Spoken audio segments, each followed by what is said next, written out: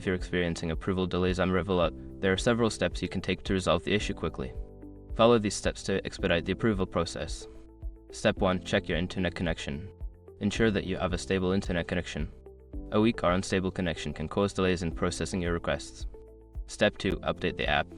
Make sure you are using the latest version of the Revolut app. Go to your app store and check for any available updates, as newer versions may fix bugs that cause delays. Step 3. Verify your identity. If your account requires identity verification, make sure you have completed all necessary steps. Check your notifications within the app for any pending verification requests. Step 4. Contact customer support. If the delay persists, reach out to Revolut's customer support. Use the in-app chat feature or their official website to get in touch with a representative who can assist you. Step 5. Monitor your email. Keep an eye on your email for any communication from Revolut. They may send updates or requests for additional information that could help resolve the delay.